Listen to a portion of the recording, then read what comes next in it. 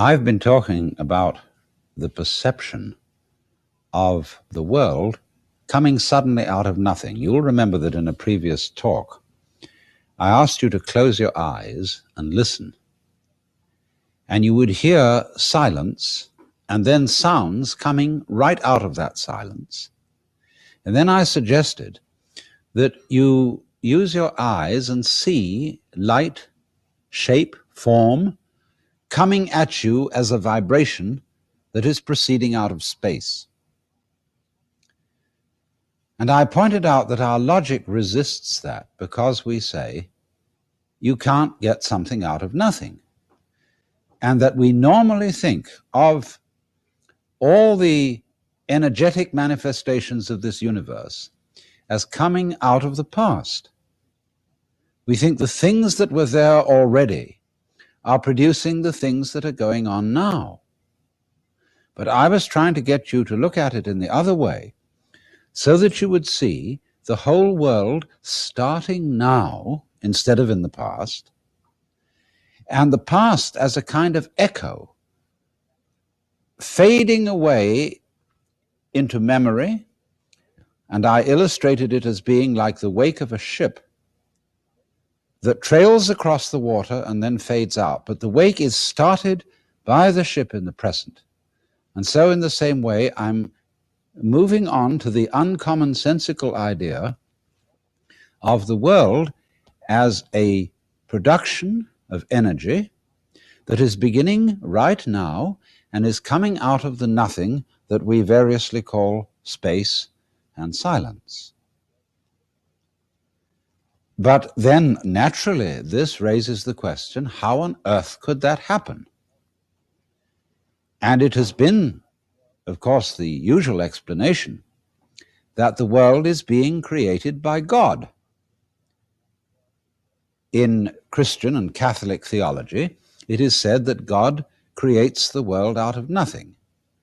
And I want to emphasize the point, in all fairness to Catholic and to Islamic and to Jewish doctrine, that it doesn't merely teach that God once upon a time started the world and set it going like you would wind up a machine and then leave it alone. All these three religions teach that God is always creating the world out of nothing now and willing it by his divine energy into being at this moment. But now the difficulty for us all, I think, especially for educated people in the modern world, is that the old-fashioned idea of God has become incredible or implausible. That is to say, in church or in synagogue, we seem to be addressing a royal personage. The layout of a church or of a synagogue looks like a royal court. There is some sort of throne, and we address prayers and requests to the being represented by the altar or the throne or the tabernacle, as if that being were a king and were causing this universe in his royal, omnipotent, and omniscient wisdom. But then when we take a look through our telescopes and microscopes, or even when we go out in the forest and look at nature, we have a problem. Because the idea of God that we get from the Holy Scriptures, the Bible, the Quran, doesn't quite seem to fit the sort of world around us that we see, in just the same way as you wouldn't dream of ascribing a composition by Stravinsky to Bach. The style of God venerated in church, mosque, and synagogue seems completely different from the style of the natural universe. And it's so hard to conceive the author of the one as the author of the other. And furthermore, it strikes most intelligent people that our traditional religious ideas of God are too primitive. It seems impossible to think that this universe could have been authored by the naive idea of God as a sort of old gentleman who lives far above the stars in heaven, seated on a golden throne and adored by legions of angels. That seems a concept almost unworthy of the sort of universe that modern science has revealed to us. In other words, I mean, here's a picture of God. A friend of mine, Richard Borst, photographed this in a church just south of Oaxaca in Mexico. And it shows a very primitive Indian Catholic imagination of God the Father wearing a triple crown like the Pope, only he's rather young and handsome. He's not quite the old gray-bearded man, the Ancient of Days, but there is a serious idol, Christian idol of God the Father Almighty. That has become implausible. But also for many people, it has become implausible that the root of the universe, which the theologian Paul Tillich calls the ground of being, that the root of the universe can be in some way a person to whom we can relate in just the same way that we relate to other people, and furthermore, a person who cares about us. In the words of Jesus, 5 sparrows are sold for a farthing, but yet not one of them falls to the ground without the Father knowing it. So realize that you are of more value than many sparrows. In other words, God cares a great deal more about you. But it just baffles our imagination that there could be this sort of person who cares about each one of us, who is totally aware of every single thing that we are and that we do, and by virtue of being aware of us, creates us. Of course, one thing that is difficult about the idea is that it's embarrassing. We do not feel comfortable if we are watched all the time by an infinitely intelligent judge. You know how it is in school when you're a child and you're working at some exercise and the teacher walks behind your desk and looks what you're doing. Now, even if you like the teacher very much, you feel put off by being watched, and it makes you self-conscious and awkward.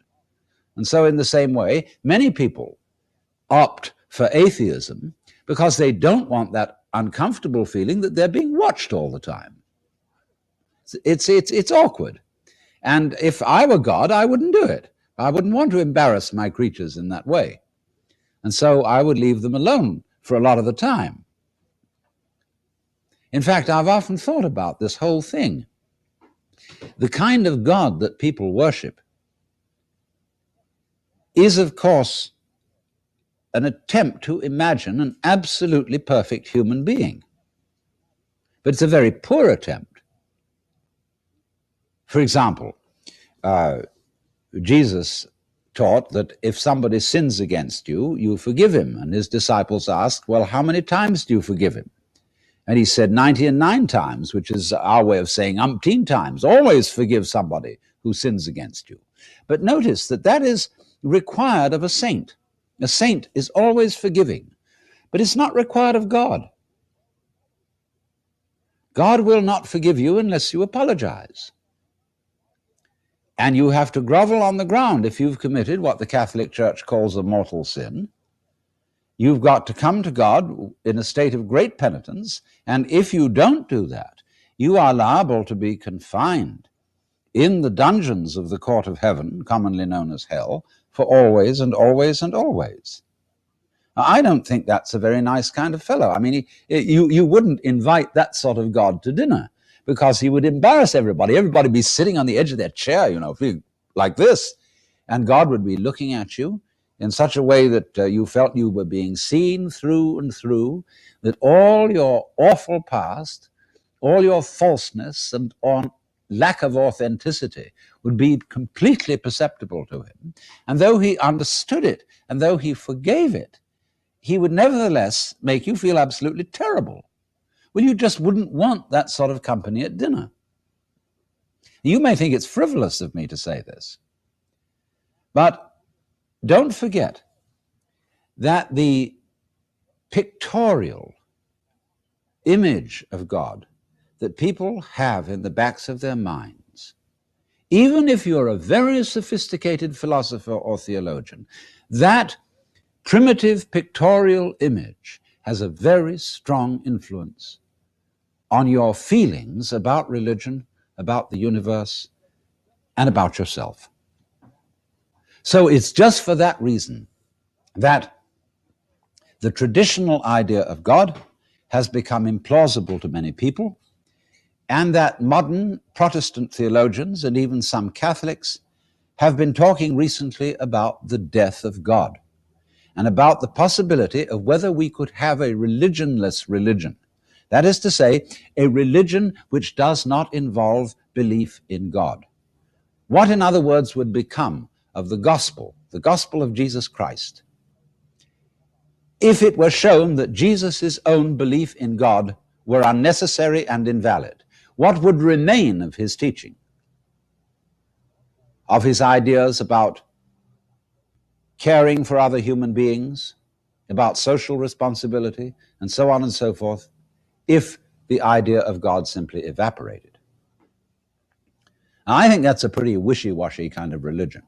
I mean, if you're going to say that this life is fundamentally nothing but a pilgrimage from the maternity ward to the crematorium, and that's it, baby, you've had it, I think that indicates a singular lack of imagination. I would like to look at the death of God theology in an entirely different way.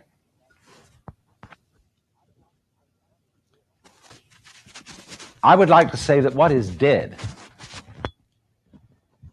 is not God, but an idea of God. A particular conception of God has died in the sense of becoming implausible. And I find this a very good thing. Because, well, it's a principle of Jewish theology and later of Christian theology that it is always a mistake, even a sin, if you want to call it that. And I want to interpolate something here as to the exact meaning of a sin. The Greek word in the New Testament for a sin is amatanin, and that means to miss the point, or as in archery, to miss the mark. And therefore, from the Mosaic Ten Commandments comes the idea that it is a sin, that is to say, a missing of the point, to substitute an idol for God. Now, the picture I just showed you, as I said, is an idol. But those primitive Mexicans, even they don't seriously confuse that particular image with God. The danger of it is, of course, is they may think of God as something like that in their mind's eye. They may think of God in the form of man. But the images that have been made of God or of the gods out of wood and stone and in painting have never really been taken seriously as actually what God is like, and nobody has confused the actual image, say, of a Buddha, such as you saw at the beginning of this program. Buddha is of course never identified with a god, because Buddha is a human being. But these images are never seriously confused with what they represent, any more than a Catholic confuses a crucifix with Jesus Christ. So the images that are pictures, statues, and so forth, are not really very dangerous. The dangerous images of God are those that we make not out of wood and stone, but out of ideas and concepts. You see, an idea is abstract. So St. Thomas Aquinas, for example, defined God as necessary being. He who is necessarily. Now that is a philosophical concept. God is being. But that concept is an idol. because it confuses God with an idea, and because an idea is abstract, it seems something very much more spiritual than an image made of wood or stone. And that's just precisely where it becomes deceptive. Likewise, many people think that the Bible is the authentic Word of God, and therefore they worship the Bible and make it into an idol, disregarding the ironical remark of Jesus to his contemporary Jews, "You search the Scriptures daily, for in them you think you have life." And as St. Paul said later, the letter kills, but the Spirit gives life. And so whatever you put as an image or an idea in the place of God necessarily falsifies God. Now, a lot of people say, I don't think I could face life unless I could believe in a just and loving God. It strikes me that that kind of belief in God is actually a lack of faith. You see, the word belief in Anglo-Saxon comes from this Anglo-Saxon root leaf. I would as lief. And lief means to wish. So belief really means a strong wish. When you get up and say the creed, I believe in God the Father Almighty, maker of heaven and earth and of all things visible and invisible, you are really saying, I fervently wish that there exists a God the Father Almighty, creator of heaven and earth, etc. Because if you really have faith, you don't need belief. Because faith is an entirely different attitude from belief. Faith is a state of openness or trust. To have faith is, for example, like when you swim, you trust yourself to the water. You don't grab hold of the water when you swim. And if you go stiff and tight in the water and try to catch hold of it, you'll sink. You have to relax. So in the same way, when a cat falls off a tree, the cat doesn't go stiff all over in a state of tension, that is to say, a state of holding on. The cat relaxes. It falls heavily, thumps the ground with its tail, and isn't hurt because it relaxed. So the attitude of faith is the very opposite of clinging, of holding on. So that you could say that a person who is a fanatic in religion, who simply has to believe in certain propositions about the nature of God and the nature of the universe, is a person who has no faith at all, because he's holding on tight. And so when we sing hymns like Rock of Ages, cleft for me, let me hide myself in thee, these aren't hymns of faith. Or even Luther made such a thing about faith. But he wrote a hymn in German, Ein fester Burg ist unser Gott, a mighty fortress is our God. That's not a hymn of faith. A person of faith doesn't need a fortress. He's not on the defensive, and so in the same way, when churches are designed like the royal courts of kings, you know, in the royal court, the king sits with his back to the wall, which is the position, or used to be the position of the altar. And around him, he would have his courtiers and guards. And their place, of course, in the church design called a basilica, which means the court of a basileus, a king. The bishop sits at the back in his throne, and all his attendant clergy stand around him like his guards in a royal court. Well, why is this? A king stands with his back to the wall because he rules by force. And when his subjects and his courtiers approach him, they prostrate themselves, they kneel down. Why? Because that's a difficult position from which to start a fight. And so, are we projecting the image of a frightened king upon the ground of being the Godhead? We are, you see. Or in a Protestant church, the furniture all looks like a courthouse. The minister wears a black gown, and it's the same black gown as is worn by a judge. And there are pews and pulpits and all the familiar wooden boxes of court furniture. And the minister, like the judge, throws the book at you. He preaches the law laid down in that other idol of God, the Bible. But does God need all that? I mean, is God somebody who takes this aggressive attitude, either of the king in the court where all the subjects must prostrate, or of the judge who bangs the gavel and says, "Baw, baw, baw, baw, baw"? Well, this is ridiculous. And a God so conceived is an idol and manifests the absence of faith of all those who worship him, because they have no attitude of trust.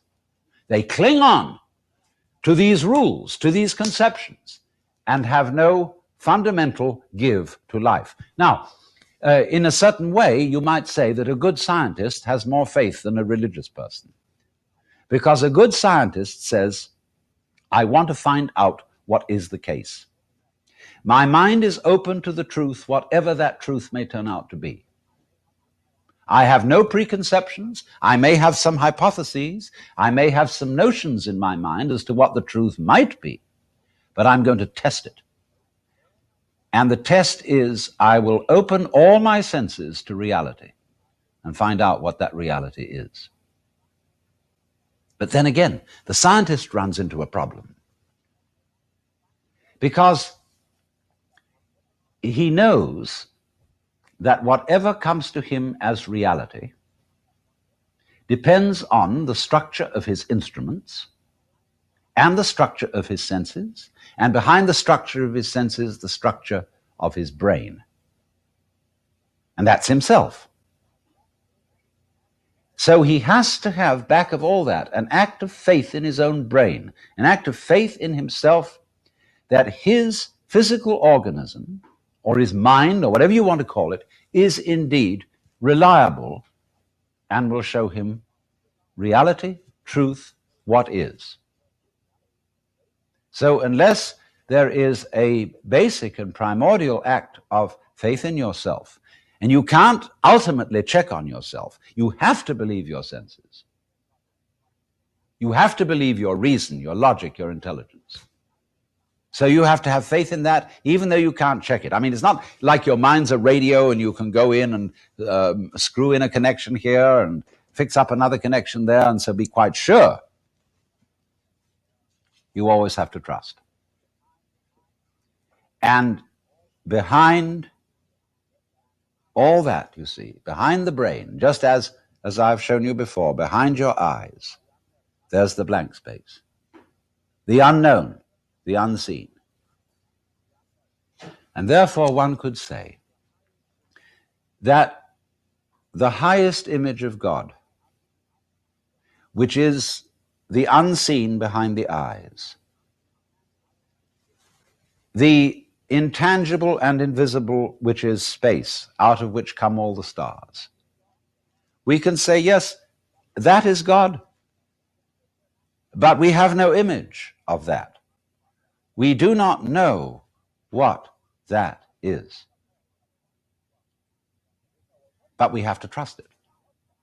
There's no alternative. There's no way out. You can't help trusting it. You've got to.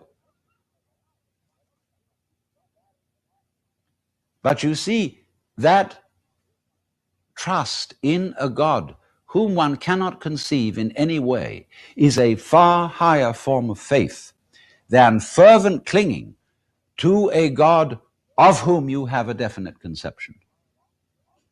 And that conception can easily be wrong, and even if it's right, clinging to it would be the wrong attitude, because when you love someone very much, you shouldn't cling to them.